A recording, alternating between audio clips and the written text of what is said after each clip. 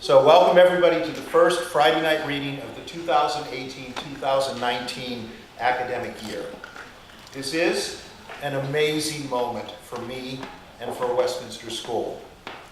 10 years ago, just before this beautiful building was about to open, Greg Marco, then the school's Dean of Faculty, and I were standing in the atrium, pinching ourselves because we couldn't believe we were about to enter what seemed like teachers' heaven to us, and wondering how we could honor the donors who made this building possible, the students, you guys, who would learn in this space for decades to come, and the teachers who would call Armour Academic Center home.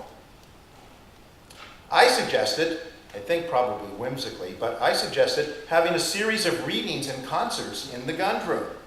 And with a twinkle in his eye, Mr. Marco said, "Go for it, Michael." I've always believed in dreaming big, so I did. Over the past 9 years, we have welcomed all sorts of writers and musicians to this beautiful space and to our school. Local writers who had only published a single book of poems, Pulitzer Prize-winning novelists, Sports Illustrated writers and NPR commentators, a young nonfiction writer from Chicago, and young poets from Pittsburgh and Cleveland, Connecticut's poet laureate, and a slew of writers from Maine, some just starting out, others already deep into distinguished careers. Singer-songwriters from all over New England and from Canada too, rock bands from Boston and Hartford, and jazz trios and quartets from New York City. And these writers and musicians have done more than simply read or perform. They have also spent time with our students in classroom settings. Best of all, all of these readings and many of the performances have also included student and faculty essayists and storytellers and poets and musicians.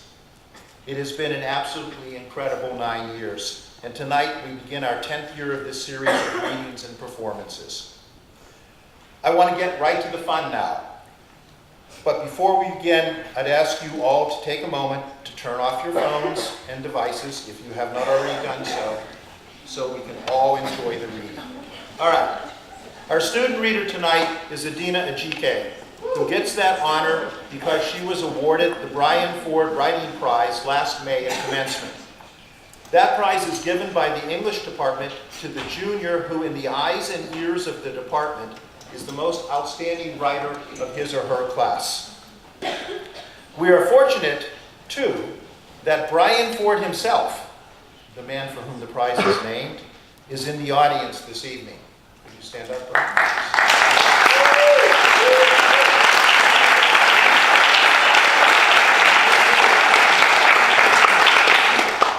Brian was a long-time and very charismatic English teacher at this school. He's taught at other schools too, but this is his home.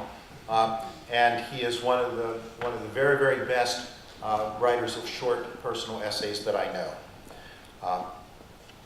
Adina's, interestingly, this is not Adina's first stint as a Friday night reader. Some of you may remember that she read a couple of very accomplished poems last February in our February Friday night reading, when she was opening for the poet Joy Layden. She went on last year to become a finalist in the Hillstead Museum Sunken Garden Fresh Voices competition in the spring. According to her creative writing teacher, Adina has an almost preternatural ability to write both poems and prose pieces that express powerful ideas in language that sparkles with details and images and metaphors. The piece she will read tonight is very new. In fact, she wrote it only a couple of days ago, and I'm really pretty jealous. But it feels very polished to me, and I think you'll agree as well. So please welcome back to the Gund Room, Adina Ejike.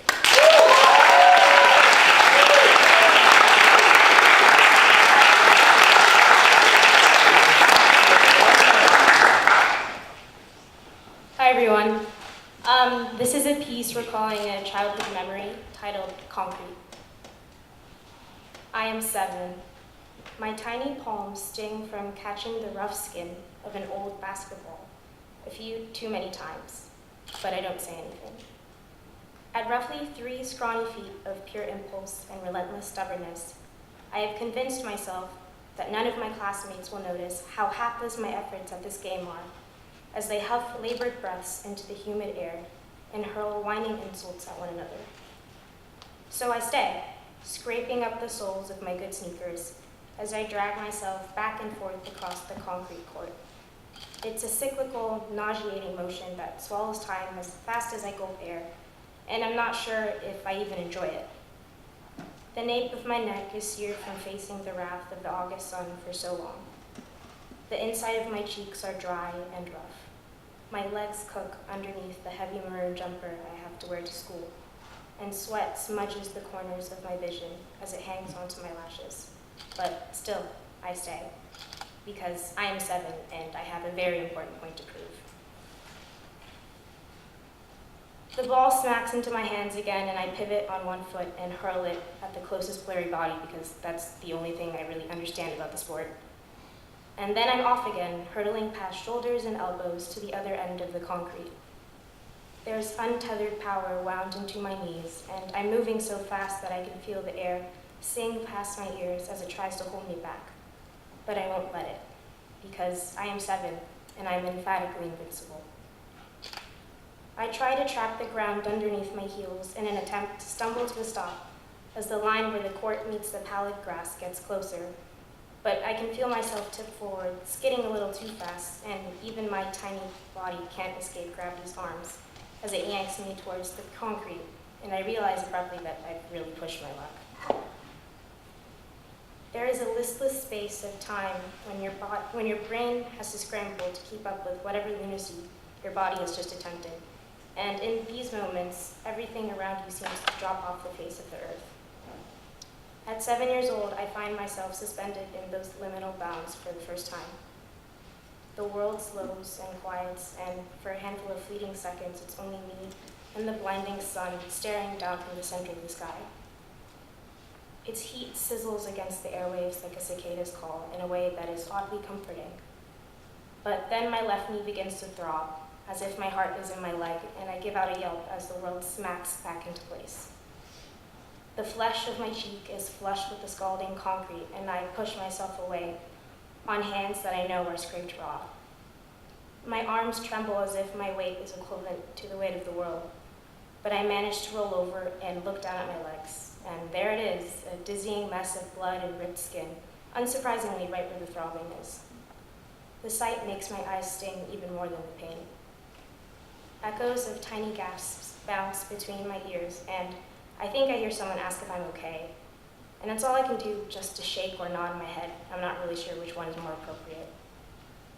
But then something else swells against my chest, something that makes me take in a few gasping breaths to satisfy my racing heart and blink until the sting of unshed tears fades from before my eyes.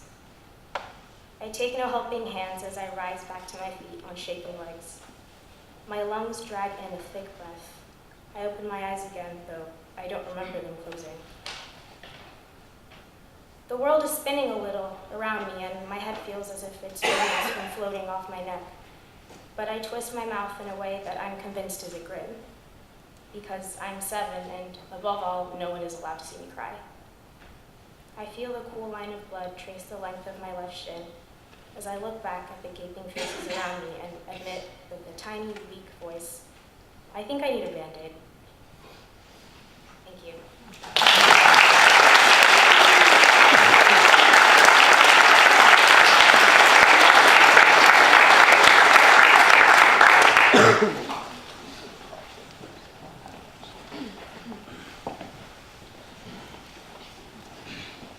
Thank you, Adina. I've been reading and teaching personal essays by Scott Russell Sanders since the late 1980s. In my view, he is quite simply one of the very best essayists writing in America today. Why? Well, first of all, like the founder of this particular form of writing, the French writer Michel de Montaigne, Mr. Sanders feels free to write about almost anything. Here are some titles of his most well-known pieces. The Inheritance of Tools, Under the Influence, Looking at Women, house and home, mountain music, and dust. But whatever he chooses to write about, he brings to his subjects careful thinking and incredible craftsmanship. All great writers are great in the final analysis because they are able to mine the resources of language to accomplish their purposes in words and phrases and sentences that are alive with the very energy of human thought. Mr. Sanders adds something else to this equation, a very big heart.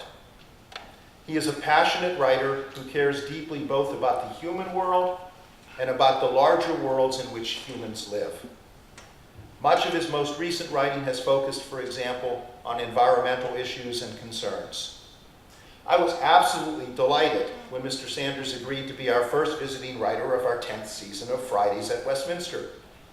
As soon as he agreed, I got to work reading more of his books, and I quickly discovered that I liked his fiction, historical fiction, science fiction, realistic fiction.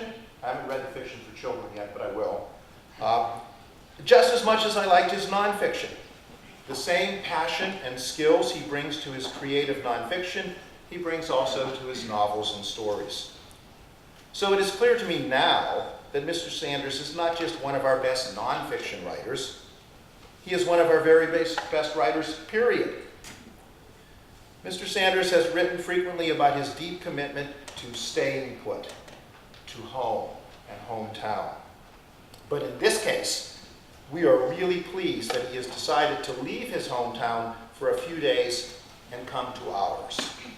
Please welcome tonight's visiting writer, Scott Russell Sanders.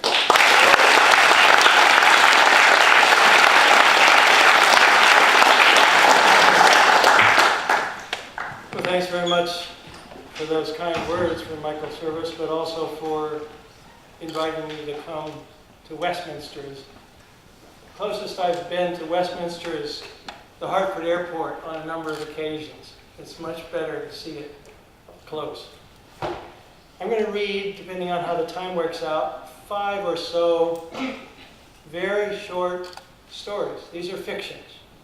And each one was inspired by a photograph. And I'll just show you the corresponding photograph. And all the photographs are by the person named here, Peter Forbes, who lives with his wife on a farm in Vermont.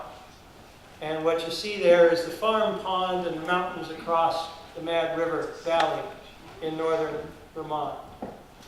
Peter sent me about 200 photographs some years ago, and I have been writing very brief stories inspired by a selection of those. And here's the first one. And remember, these are fictions. I happen to know who this girl, now a teenager, who that girl is, but in most cases I don't know these people. But even in this case, I'm totally making up the story that was spurred by this. This is the kind of writing any of you can do. You can write poems in response to photographs, short stories, journal entries. You could get those photographs out of magazines or photographs you've taken. This one's called Topsy Turvy. And you can imagine this girl talking. My life changed the day I climbed a pine tree in our backyard, hooked my knees over a limb, and dangled upside down. Suddenly the world turned topsy-turvy. Trees grew out of the sky, which was solid and green instead of airy and blue. Birds flew beneath me over a carpet of clouds. The road snaked overhead and cars rolled along it like bugs scurrying across a ceiling. Our house hung down from a fenced-in patch of gardens and flower beds. Heaven and earth had switched places. If I died right then, I wondered, would my soul burrow into the dirt deep among the roots and rocks? And would God be able to find me so far from paradise? Blood pounded in my head and my eyes ached from staring. The rough bark rasped the backs of my knees, so I pulled myself upright, waited for the dizziness to pass, and climbed down from the tree. The next day I repeated the trick, curious to see the world from a new angle. Of course, back then I didn't know my life had changed. I learned this gradually over the years. I must have been 5 or 6 that summer. I had watched my 3 older brothers hang upside down from branches and monkey bars and barn rafters many times before I dared to do it myself. I was the only girl in our family, and I wanted to be a boy. I wanted to be strong and brave and bold as my brothers were. I wanted to drive tractors and combines as my father did. Wanted to play poker and drink beer and swear. Eventually my body insisted I was a girl, like it or not. I swelled in all the ways that drew the stares of boys. During my first year of high school, my father injured his back and got laid off at the tire plant. Our health insurance disappeared along with his job. What my mother earned from cleaning motel rooms, what my brothers sent home from their army pay, and what I pitched in from waitressing on weekends, all added together still would not cover our mortgage. The summer after my graduation, we lost our farm to the bank. Within weeks, a developer bought the place. The pine tree was cut down, the house was demolished, the gardens were gouged out, and the dirt was spread flat to make room for a box store surrounded by 10 acres of blacktop. Before I saw the world topsy-turvy, I might have accepted this change as progress, but I knew it was desecration. I worked my way through college, where I began by studying economics, hoping to figure out what had ruined my father, my family, and our farm, and what had sent my brothers to fight overseas. But economics only taught me about markets and capital, supply and demand, profit and loss, without mentioning any values other than the pursuit of money. I switched my major to anthropology and soon began to see the world from new angles, as if I were dangling upside down from that pine. I learned of economies based on barter and sharing. I learned of cultures that did not believe in private ownership of land, since they regarded other species as kindred and earth as holy. I learned of societies governed by women, societies devoted to art or prayer, societies that prized cooperation and generosity rather than competition and greed, even societies that never went to war. All of this revealed that the America in which I had grown up represented only one way humans had contrived to live together, and not the best or kindest way, where it ravaged the land and plunged millions of people into misery. I am in jail as I write these lines for refusing to unchain myself from the door of a bank. 9 of us were arrested, including the 2 of my brothers who survived our latest war. The body of my 3rd brother has not been recovered. Our jailers are kind, even apologetic. They have suffered losses of their own. They don't complain of our singing. They allow us to read and write, which is why I can send you these words.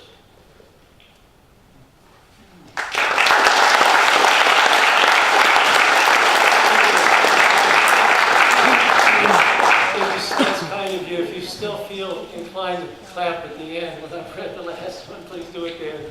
But you don't need to applaud each one. That's kind of you. Now this one is the only picture. It may be hard to figure out what you're looking at. It's a grocery cart filled with bicycle tubes. I have no idea where it is, although I'm guessing it's somewhere in Central America. And here's what came from that. It's called trash. Different voice. It's crazy what people throw out. Stuff you can use, stuff you can sell, stuff you can give to bigger street kids to buy protection. Me, I'm 11. If I keep living, and if this scrawny body of mine ever puts on any meat, one day I'll be a bruiser myself and won't need nobody else to cover my back. But for now, I've got to pay or get the crap beat out of me. How big I'll grow, who knows? Word is, my father was a drifter. There one night, and gone the next, Nobody got a good look at him. All my mother could remember about him was he smelled like sugar cane. My mother was so little a wind could knock her over. What did knock her over was a mudslide. She and our hut and half the village got buried while I was out rounding up our goats. So I sold the goats and came to the city, where, like I say, people throw out stuff you wouldn't believe. The hutch I built under a bridge has a door with hinges and a door with glass and a camp stove with pots and a wooden box full of clothes, and every bit of it I picked up on the street or at the dump. Nobody messes with my hutch because on the door there's a cross with Jesus on it, painted by this amazing artist who's in the gang I buy protection from. If I could paint like that, that's all I'd do. But I can't draw for nothing. What I'm good at is finding treasures in trash. Like, you know, those ballpoint pens made with clear plastic? I find them in gutters and wastebaskets on shop floors. The ones with ink in them I keep for myself so I can write my life story someday.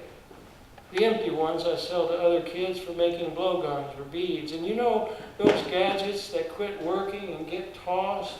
Phones, toasters, vacuums, music players, electric toothbrushes. Well, I take them apart and sell the metal to the recycler. He don't pay me much, but about all I need money for is kerosene and cigarettes. I'm fixed for clothes and blankets. I wash them in the river and mend the tears with safety pins or needle and thread. Shoes with the soles worn through hold up good when you stuff cardboard inside. Food I get from bins and alleys behind bodegas. You slice off the mold, pour on salsa, and it tastes fine. My best find lately was a heap of tubes from bicycle tires, enough to fill my grocery cart. Actually, the cart isn't mine. It's on loan from a store across town, a glitzy place the size of a cathedral. They won't miss one cart. Anyway, I was poking around behind a bike shop when I opened a box and out jumped a snarl of black snakes. Only it was these tubes, prime rubber, not even any patches. I asked around the barrio, could anybody use some bike tubes? One lady bought a few to sew into wallets and purses. Another bought some to weave into doormats. Folks thought up 100 uses. Sandal straps, bungee cords, chair seats, handle grips, hammocks, tie-downs, bootlaces, you name it. A plumber even snagged some for wrapping around leaky pipes. I kept one tube for myself, sliced it into strips, made me a belt, which comes in handy on these baggy pants I've scavenged, made me a watch band. No watch yet, but you never know when somebody might get tired of their old one and chuck it. I wrote 5 o'clock on a piece of paper, glued it on my watch band. It's right twice a day. 5 a.m. is a good time to check out the dump. The rats are finishing their night shift, rats big enough to lasso or saddle up, and the garbage trucks aren't growling yet. 5 p.m. is another good time, when business is slow enough for pawn dealers and scrap buyers to bother with me. None of this is stolen, eh, kid? They ask, giving me a wink. They don't need that wink. The things I borrow, like this grocery cart, I always give back, in as good a shape as when I borrowed it.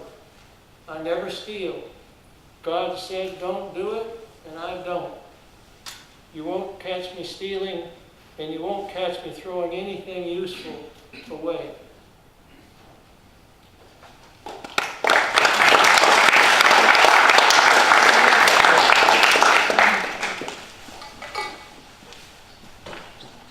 This one's called Garden.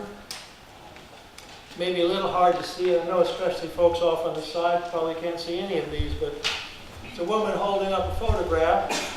And in the photograph, it turns out it's a photograph of her mother.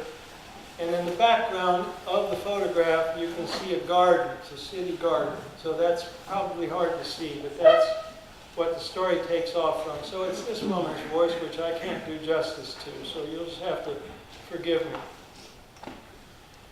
You've heard the story about Adam and Eve getting kicked out of the garden, right? How Eve is the one who brought sin into the world and misery into our lives. How she tempted poor Adam with an apple that Satan the snake tricked her into tasting. And how Adam, innocent as a lamb, only bit that apple to please his sweetheart. So you've heard all that. Well, I'm here to tell you a man made up that story, not God, who isn't so petty or mean, but an ordinary man who prizes his sex, despises women, fears snakes, and hates farming. Remember how in the story God tells Adam from now on he'll have to feed himself by the sweat of his brow, instead of loafing in the shade and plucking fruit from the trees of Eden, and instead of living forever, he'll have to die and return to dust like all the other animals. Remember how God tells Eve that because of her sin, women will suffer pain in childbirth and they'll always be ruled over by their husbands. So you know the man who made up this story didn't want a wife with a mind of her own, didn't like plowing or hoeing or weeding in the hot sun, and didn't want to die. Well, join the human race, honey, as my mama used to say. There are so many wrong-headed notions in this story of Adam and Eve, maybe one man couldn't have thought of them all. Maybe it took a whole committee. The worst mistake isn't in blaming women for suffering and mortality, it's in thinking our lives would be painless and eternal if only our ancestors or we ourselves hadn't messed things up.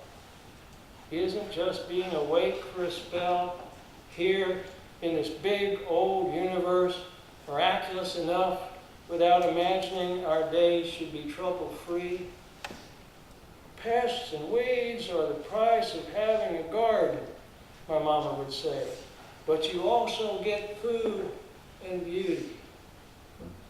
She's the one, my mama, who set me thinking about how good and evil are only human notions. And so are all the other neat labels we paste on a messy world. Male and female, white and black, us and them, straight and queer. She taught me a lot, my mama. That's a mother's job, to gather knowledge when she's young and give it back as wisdom when she's old. I don't mean to slight fathers who also can offer wisdom. It's just that I only had a mother.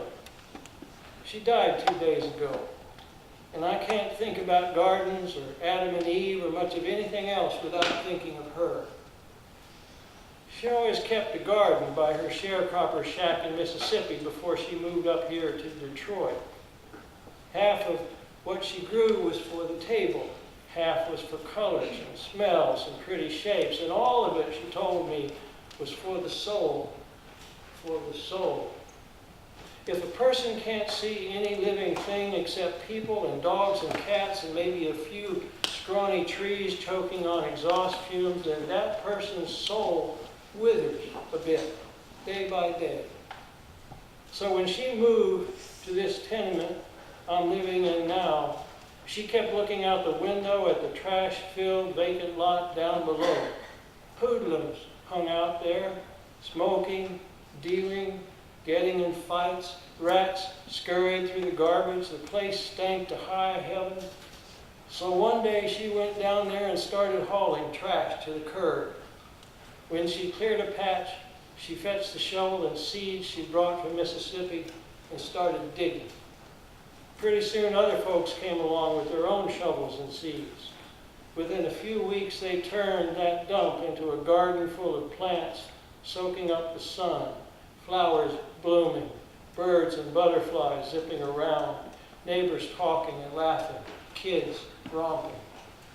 That garden is the first glory I met in this world, and I've helped tend it ever since I learned to walk.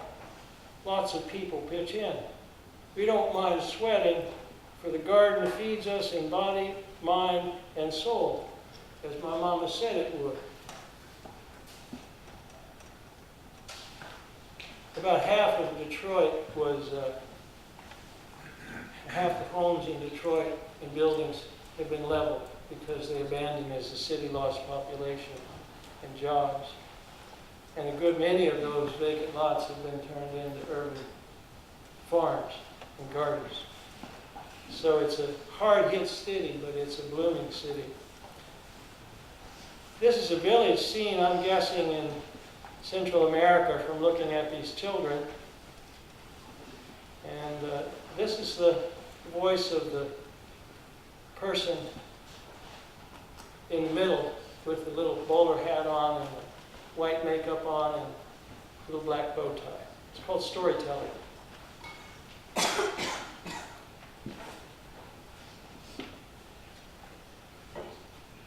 My role in the village is to entertain children with stories while their mothers and grandmothers visit in the market or muse in the shade of almond trees or lie down in the hot afternoon to nap. I give the women an hour of peace.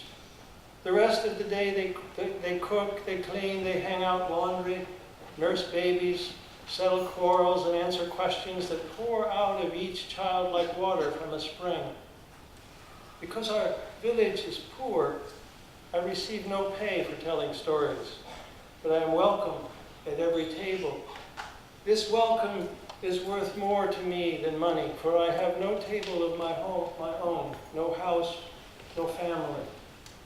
I know nothing of my origin. They say that one day I wandered into the village, barely a toddler, my eyes wide open, ashes on my clothes, the smell of smoke in my hair. It was a time of war. I could not speak, could not even say my name.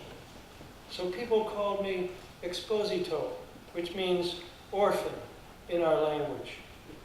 Soon I came to be known as Posey. A traveler once told me that in a distant land there is a word with the same sound, posy. It means a flower. What I know of the great world I learned chiefly from travelers, for I have not acquired the magic of reading. And I have rarely stirred from this place since arriving here with the smell of smoke in my hair. No one ever came looking for me. Perhaps my parents and all my relatives had died in the war. Who could care for so many orphans? Here in the village, every house was already crowded. No one adopted me as their own. Instead, I was passed from family to family, a few nights here, a few nights there. In each home, I was well fed and wrapped in kindness. I was given hand-me-down clothes to wear, larger sizes, year by year. The children treated me like a visiting cousin. In their company, I slowly learned to speak.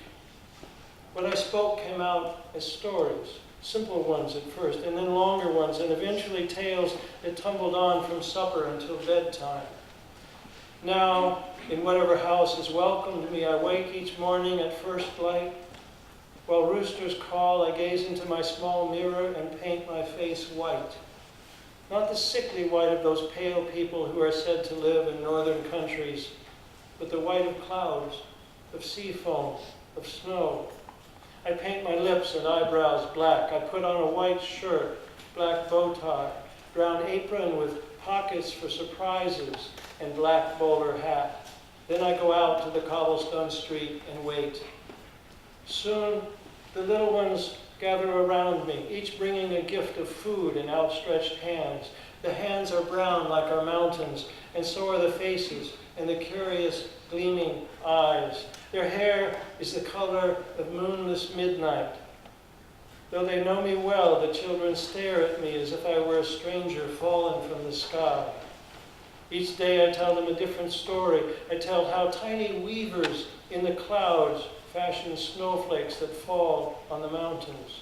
I tell how the mountains dance at night, shaking the ground. I tell how rivers give birth to snakes, and snakes give birth to rain. I tell how spiders spin a rope to the moon to keep it circling about the earth. I tell how volcanoes cook dragon meat for the sun, I tell how the sun sleeps at night on the back of a giant llama and wakes to light the world again when the llama shivers with cold. As they listen, the children reach into the pockets of my apron and draw out the treasures I have gathered. Perhaps a parrot's green feather, fish scales, a glass ball washed up by the surf, a rosy pebble, a curled claw, a coin. They listen with their mouths open, wondering. I also wonder. I do not know where the stories come from or where they go. They arrive and depart like the wind, sometimes a whisper, sometimes a roar. Two more.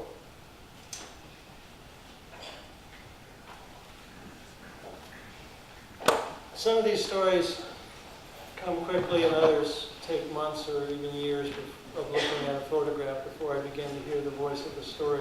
This one came pretty quickly. The voice came pretty quickly.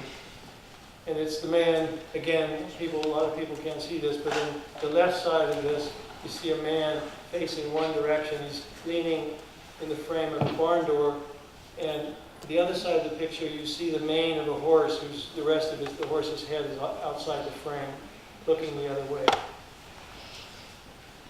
My horse Barney and me don't always see eye to eye. Take right now, for instance. I got a granddaughter coming over in half an hour for a ride, and Barney didn't want to be saddled. When I fetched his favorite blanket, he shied away and gave a snort and peeled back his lips. No use tugging on the bridle and making him stand still while I put on the saddle. He'll only swell out his belly when I tighten the girth, then suck it back in to loosen the strap. I can't have my granddaughter riding on a saddle that might slip, so I'll just wait for Barney to change his mind. He's got a mind, which might come as news to folks who think of horses as dumb brutes. He may not be able to read and write, but when you look Barney in the eye, you'll see a world of knowledge shining back at you. His eyes are the color of black plums and near as big. They're bright as mirrors. When the light's just right, I can see half my farm reflected in one of those eyes. Granted, it's a small farm and hilly, mostly woods and pasture with 9 tillable acres down in the river bottom, where I grew tobacco until my daughters made me quit. It's a sort of place where you need a muscly, easygoing, sure-footed horse, one that can pull a plow or carry a rider all day without complaining. Barney fits the bill, except now and then, like this morning, when he lays back his ears and gets ornery. He's a breed called a Rocky Mountain horse. How it got that name, I have no idea, because it was bred up right here in Kentucky. The best looking ones like Barney are a solid chocolate color in the body with a mane and tail the color of cream. This Barney's my 3rd horse with that name. I outlasted the first 2, but this one's likely to outlive me. They've all been geldings. It hurts me in my manhood to cut a stallion, but it sure sweetens his temperament. No telling how cantankerous Barney would be if I left him a stud. I can think of some men who'd be improved by gelding. Say you walk in a bar, which I do more often than I should, and there's a loud mouth threatening everybody within earshot and pinching the waitress's bottom. He'd be a likely candidate for the knife. Or take those politicians that's never been in a war but talk big and send other people's sons to die fighting over some godforsaken desert that's got oil under it. I lost my son in Iraq. He survived 3 tours, but on his 4th, he stopped to help a woman who had a bomb hid under her dress. He was so blown apart the Marines wouldn't let us open the coffin when they flew him back. And what was he doing in Iraq? Protecting America? My ass. He was protecting the money of fat cats and the reputations of blowhards. Losing Jimmy was what set me drinking again. I'd spent near 20 years on the wagon, ever since my wife gave birth to him and vowed she'd move back in with her parents and raise him without me if I didn't swear off the bottle. I did swear off and stayed sober until the day a soldier knocked on our door and gave us the news. My wife hollered and pounded on the man's chest. I wrapped my arms around her and pulled her away and shut the door. Then we sat on the floor and wept. My wife's about to give up trying to make me quit drinking. My daughters still keep after me the way they did until I quit growing tobacco. But so far, nothing's worked. Deep down, I know they won't stop loving me even if I can't love myself. Barney's another story, though, and he may just cure me of booze. He's balking at me right now because he smells whiskey on my breath, and it ain't even 9 o'clock in the morning. He's telling me I got no business saddling a horse or welcoming a granddaughter stinking like a tavern. He's telling me I'm never going to find Jimmy in that bottle. He can't say it in so many words, of course, but I'll see what he's thinking as soon as I can bring myself to look him in the eye. Last one. It's called bread. Do you want to enable dictation? No. Don't ask again ever in the history of the world. Don't you get tired of technology constantly insisting on you responding? Okay, but we're using technology also. So again, folks, you can't see it on the sides. It's a table, cushiony couch behind it, a couple wooden bowls, and I don't know what's in that large bowl at the back, some kind of food, beans maybe, and then a loaf of bread up front, sliced loaf of bread. And this is called bread. And it's the last story. On his deathbed, Simone's grandfather told once again the story of how in Auschwitz a Nazi guard had given him a crust of bread. I was a runt, 5 years old, scrawny, starving, came the raspy voice. To me, the guard was a giant, big, hairy, face pitted from smallpox. I shivered when he looked at me. The old man paused to draw a labored breath. He pulled a handkerchief from his pocket, unfolded it, and there was the heel from a sourdough loaf. Here, eat, he said. My hunger was greater than my fear. I snatched the crust and hurried away. It felt hard as a stone in my hand. I swallowed it before bullies could steal it. And so I lived. When Simone had first heard the story as a child, she did not understand how a stale scrap of bread could have kept her grandfather alive. But now in her 30s, with children of her own, she realized that her grandfather had been saved not by the crust, but by kindness. In a place ruled by cruelty, a place where his parents and sister had perished along with nearly everyone who had traveled here in boxcars from his home village. The guard's gift must have seemed like a flower blooming in a field of ashes. She imagined the guard as a strapping teenager drafted from a nearby farm to work in Auschwitz, terrified by what he saw inside the barbed wire fences, sickened by the smell of burning flesh from the chimneys. Soon he would have grown numb to keep from going mad. But something in the face of the hungry boy pierced his shell.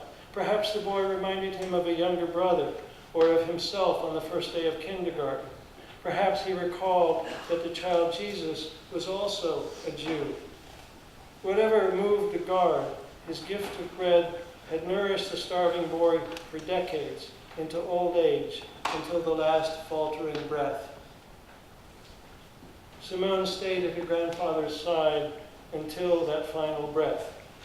Then she excused herself from the rest of the gathered family, went outside, and walked to her bakery.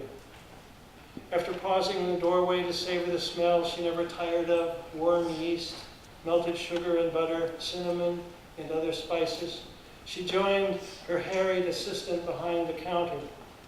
The morning rush was on. Commuters stopped in for croissants and scones. School children bought muffins to munch on their way to class. Old-timers chose pastries to go with their coffee or tea. A policeman carried baguettes out to his cruiser. Mothers pushing strollers pondered which of her 7 kinds of bread to take home for the day's meals. First to disappear from the shelves were the loaves of sourdough rye bread Simone had learned to make from her grandmother, who had brought the recipe as well as the sourdough starter from Poland after the war.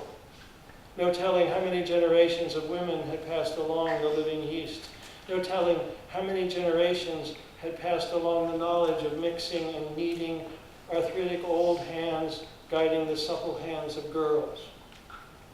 Back in the kitchen, after the morning rush was over, Simone thought of her grandmother's hands, the gnarled knuckles, the papery skin. Then she thought of her grandfather, whose body would soon lie next to her grandmother's grave in the Jewish section of the cemetery. After the funeral, she would sit Shiva with her family for 7 days. Her assistant could prepare most of the baked goods passably well, and so could keep the shop open during the week of mourning. But only Simone could make the sourdough rye. So she gathered the flours, the yeasty starter, the molasses and salt, the caraway and fennel seeds, enough of each ingredient to bake 2 dozen loaves for the shop and an extra dozen, as always, for donation to the soup kitchen. She never baked her grandfather's favorite bread without honoring the gift that had saved him. Thanks very much.